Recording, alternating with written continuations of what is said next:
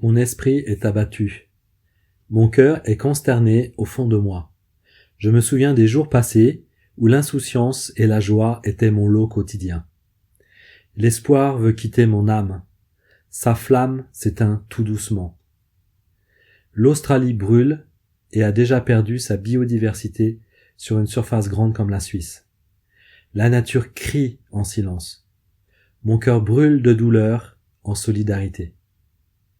Ces 12 derniers mois, plus de 30 pays dans le monde, tels la France, ont connu des soulèvements populaires, car l'essentiel manque.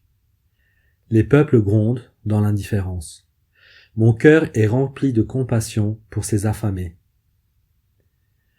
Le néolibéralisme a vécu son heure de gloire au siècle dernier et est maintenant dans son déclin. Nous vivons ces derniers soubresauts meurtriers. L'heure est maintenant venue d'écrire un nouveau chapitre à l'histoire de notre terre. C'est à nous, citoyens de la terre, de prendre notre plume et de rêver les pieds sur terre et la tête dans les étoiles un autre monde. Nous, Suisses, avons une responsabilité particulière face aux défis qui sont devant nous.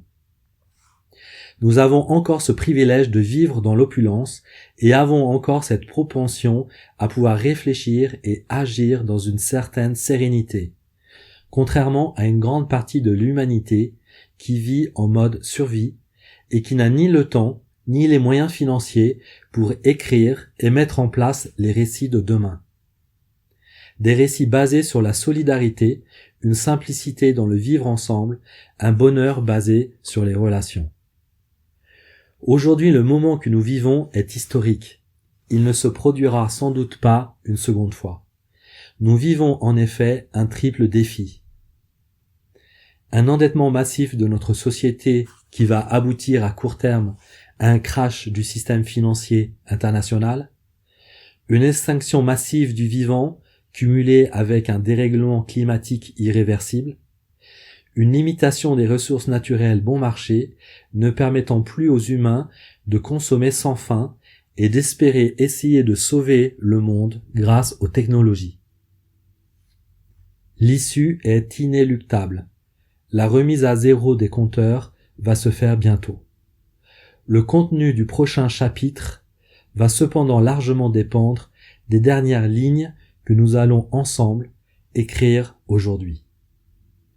C'est pourquoi, aujourd'hui nous lançons un appel solennel à tous les peuples d'entrer en guerre. Entrons en désobéissance civile contre toutes les organisations autour de nous qui veulent maintenir le statu quo.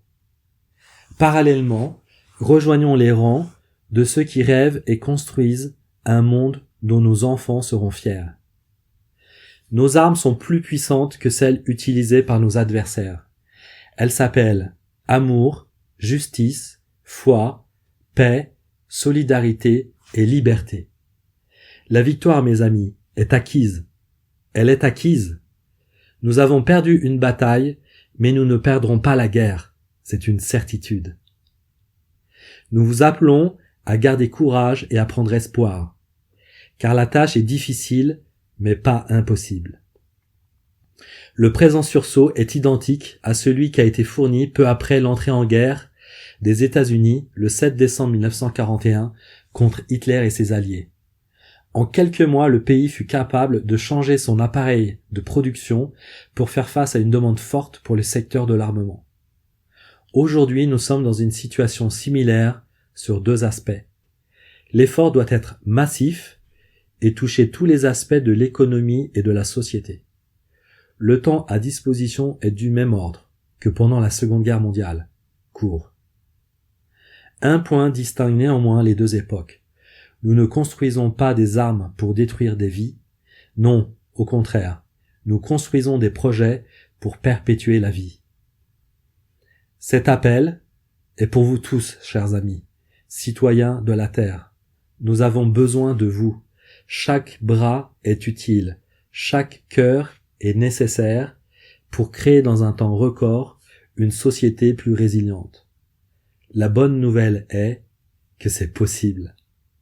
Si nous prenons l'exemple de Cuba en 1990, elle a fait cette transformation éclair et massive. À l'éclatement du bloc soviétique du jour au lendemain, Cuba s'est retrouvé sans pétrole du fait que les Russes ont stoppé leur livraison d'or noir. Et ils étaient doublement touchés du fait de l'embargo américain.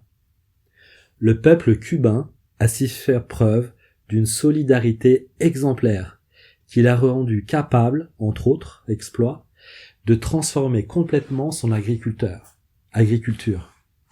Les tracteurs et les fertilisants russes avaient en effet permis à Cuba, dans le cadre de sa révolution verte, de se doter d'une agriculture plus industrialisée encore que celle des États-Unis, produisant de grandes quantités de sucre destinées à l'exportation, et ainsi important une forte proportion de sa nourriture. Aujourd'hui, le pays est autosuffisant, et après avoir redécouvert les vertus de la petite ferme privée et celle du jardinage urbain, ils exportent des spécialistes de l'agriculture biologique dans le reste de l'Amérique latine. L'exemple de Cuba, comme tant d'autres, est une source d'encouragement pour nous inviter à inventer de nouvelles façons de faire ou de retrouver les valeurs ancestrales où l'homme peut se reconnecter à la vie avec un grand V et ainsi retrouver son humanité et la nature sa luxuriance. La terre nous a été confiée pour la choyer, pour la préserver, pour la chérir, pour s'extasier de sa beauté, pour découvrir les secrets qu'elle renferme. Alors soyons dignes de cet héritage reçu, et aimons la terre et ses habitants de la même façon que nous aimons nos enfants. Et n'oublions pas que l'amour se traduit toujours par des gestes concrets. Merci.